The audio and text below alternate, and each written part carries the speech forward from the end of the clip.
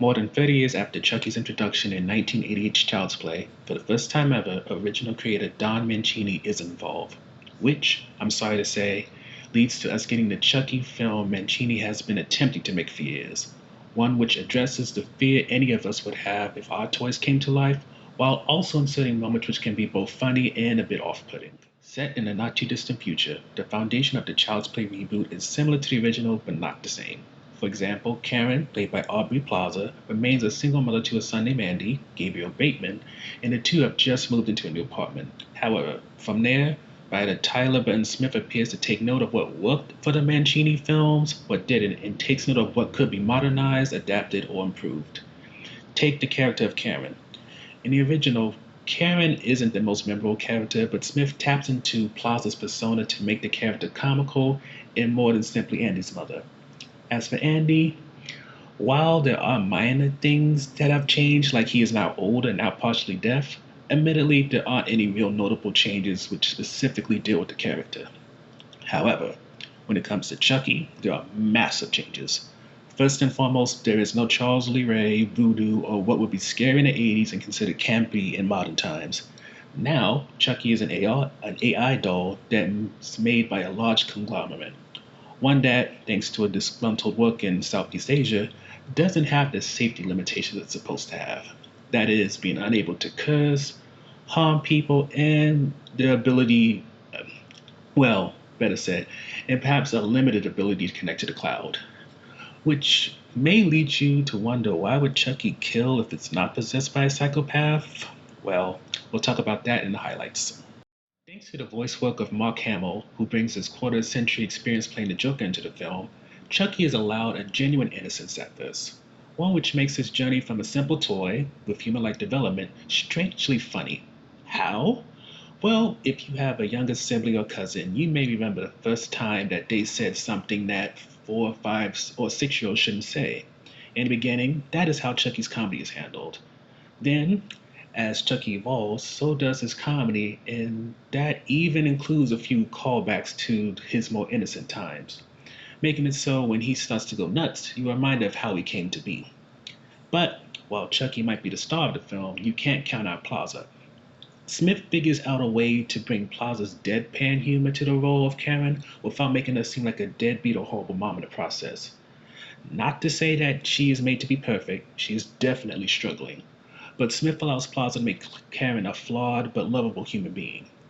Also, to a lesser extent, Brian Terry Henry, who plays Detective Mike, gets a few jokes in. Nothing major, certainly nowhere near Chucky or Karen, but his contribution is also worth noting.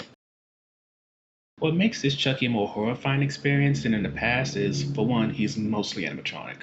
There are some moments when Chucky is clearly computer generated, but for the most part, Chucky appears to be an actual robotic toy, making it so from the jump. There are a few creepy moments, like when Chucky's starting to learn how to harness his facial expressions, and then it becomes more and more of a horror as you start to realize that this can actually be a toy in the near future. With that, you kind of start getting a sense that Chucky is guest starring in a Black Mirror kind of episode. For how can you handle, never mind kill, a demented toy connected to the cloud? One which, in the film, can hack into Andy's hearing aid and whisper creepy things to him. A toy that can, thanks to his maker also producing cars, televisions, and more, can easily hack into all the things that do his bidding. Never mind the fact that he's connected to the cloud, which means essentially Chucky is immortal, so how can you kill this thing? With the exclusion of Charles Lee Ray in the voodoo angle, comes Chucky being transformed into an AL doll, which, to me, was a brilliant idea. Why? Well, now Chucky becomes empathetic and a more complex villain. One that, when it comes to murdering people and the cat, isn't done so much because Chucky thinks it's fun or enjoys it, but because they either hurt Andy or get in the way of Chucky and Andy spending quality time together. Which, considering Chucky's made to imprint and bond with one person, it makes Chucky far more complicated. I mean, essentially, Chucky is crafted to be like a child, which, for those who have kids and take care of them, or have bonded with someone else's kids may know, children can be quite possessive. And as noted in the comedy highlight, Chucky is like a child growing up before your eyes. Making it so as Chucky is exposed to a toxic relationship Karen has, you come to realize that becomes his blueprint of what love is. Then when Andy exposes Chucky to cursing and violence, which entertains Andy, including watching people die, you see Chucky learning violence is acceptable. So between reinforcement of negative behaviors and Andy not redirecting Chucky, you see a psychological element come into play.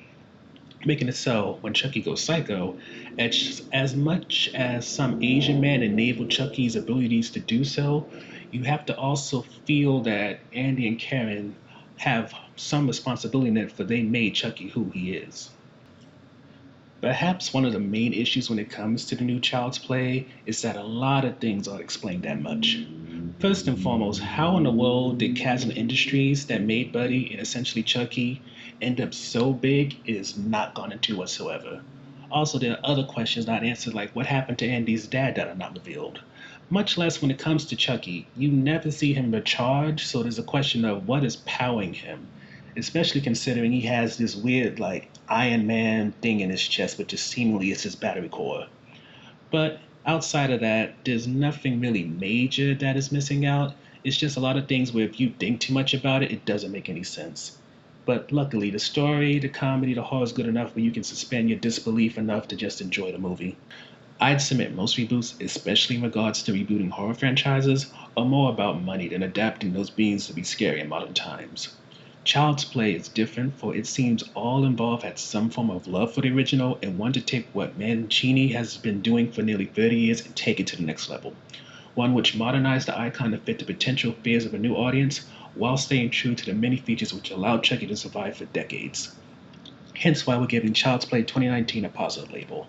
In many ways, this remake sets a precedent worth following when remaking decades-old franchises. And honestly, of the many horror reboots, this seems like one of the few you wouldn't mind a sequel to, especially since The Buddy 2 was just on the verge of being released towards the end of the film.